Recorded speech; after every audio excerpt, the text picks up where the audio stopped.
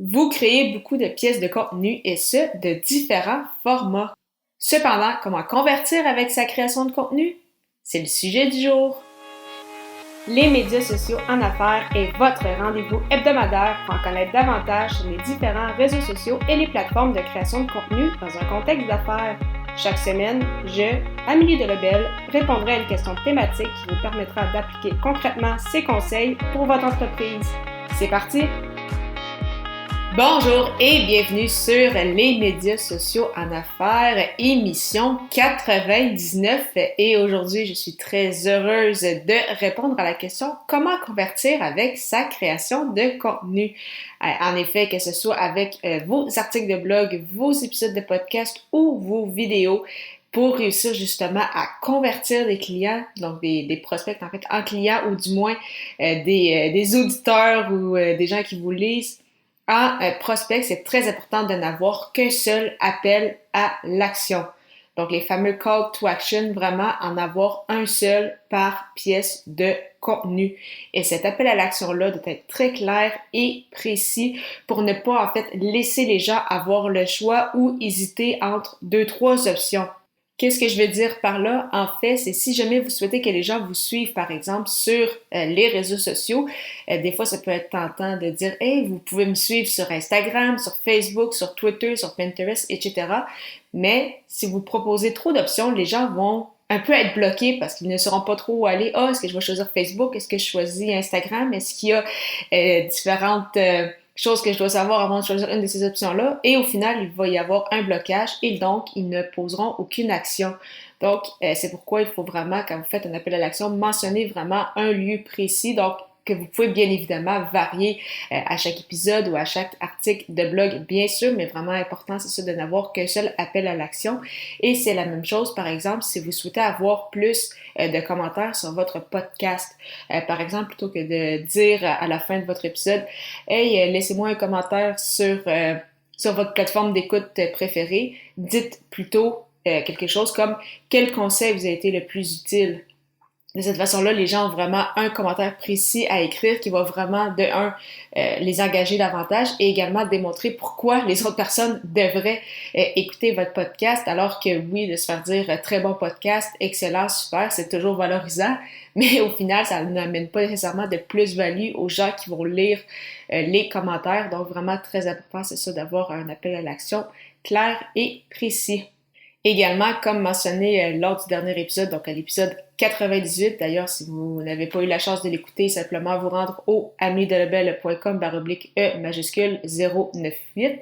Si vous souhaitez que les gens, justement, téléchargent un lead magnet, donc par le biais de votre lead magnet, donc que ce soit un guide, que ce soit une liste, que ce soit un outil, un exercice, ou vraiment pose toute autre action précise, il faut que ce soit clair. Et quand je parle de clair, c'est oui en termes d'action à poser, mais également en termes de cohérence avec votre image de marque. Donc, il faut que les gens, quand ils arrivent sur cette landing page-là, quand ils téléchargent cette pièce de contenu-là, cet outil-là, il faut vraiment que ce soit dans le même univers. Donc, il faut vraiment enlever, vraiment, je le répéterai jamais assez, mais toute friction possible que les gens pourraient avoir. Donc, vraiment, c'est ça, l'importance de la cohérence, tant avec le contenu que vous allez livrer, tant au niveau de la rédaction, bien sûr, le copywriting, mais également au niveau de l'image de marque.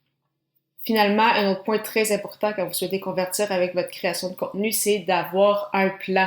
Donc, c'est ça que lorsqu'on crée du contenu, que ce soit pour la publication sur les réseaux sociaux, c'est important d'avoir un calendrier, mais c'est également la même chose quand on parle d'appel à l'action, parce que si vous faites différents appels à l'action ou si vous en dites ici et là sans nécessairement avoir quelque chose de cohérent, c'est un peu comme créer du contenu juste pour créer du contenu. Oui, ça peut quand même amener des gens dans notre univers, oui, des gens peuvent quand même nous découvrir, mais vous n'aurez peut-être pas les résultats que vous souhaitez obtenir ou ces gens-là qui vont consommer votre contenu ne deviendront pas des prospects ou des clients.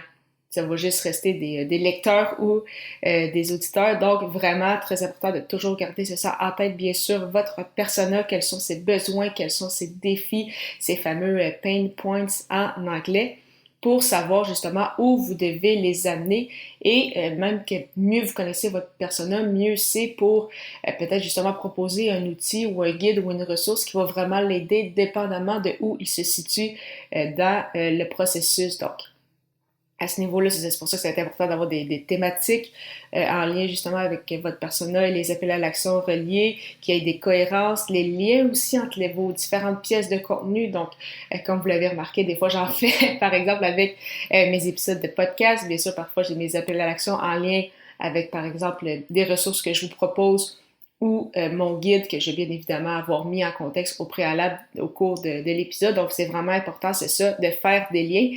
Et pour cela, bien sûr, ça va partir en fait du fait que vous allez avoir planifié votre contenu, vous allez peut-être avoir une thématique où vous voulez peut-être amener vos auditeurs ou vos lecteurs quelque part. Et à ce moment-là, vous allez vraiment créer du contenu en conséquence et chaque pièce de contenu va avoir son appel à l'action pour amener les gens là où vous souhaitez les amener ou les amener à télécharger justement un item précis. Donc, en résumé, est-ce que c'est possible de convertir avec sa création de contenu? Bien évidemment, mais vraiment très important de toujours qu'il soit clair et précis. Donc, vraiment, que les gens n'aient pas à se poser des questions à savoir quelle action ils doivent poser. Il faut que ce soit clair et net.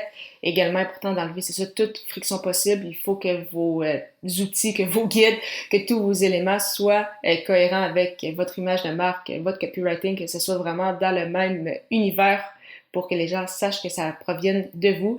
Et bien évidemment, comme avec le contenu en général, comme avec vos publications sur les réseaux sociaux ou tout ce qui touche au marketing, c'est très important d'avoir un plan pour essayer vraiment donner en fait les bons appels à l'action à la fin de vos pièces de contenu ou dans vos pièces de contenu pour amener les gens là où vous souhaitez les amener. Parlant justement de convertir avec sa création de contenu, je vous propose une super plateforme que j'utilise avec ce balado-ci ainsi que mon autre athlète entrepreneur, soit Ocha. Ocha qui n'est pas qu'un hébergeur de podcast, mais également un outil marketing qui vous permet plusieurs choses, entre autres de bâtir votre propre liste de courriels, de générer des audiogrammes ainsi que de publier et planifier vos publications sur les réseaux sociaux. De plus, il s'agit d'une plateforme 100% francophone. Pour l'essayer à votre tour, profitez d'un essai gratuit de 2 semaines au amidelabel.com/Ocha, AUSHA. Pour la 100e émission de ce balado, je répondrai à comment célébrer un podcast centenaire. Au plaisir de vous y retrouver.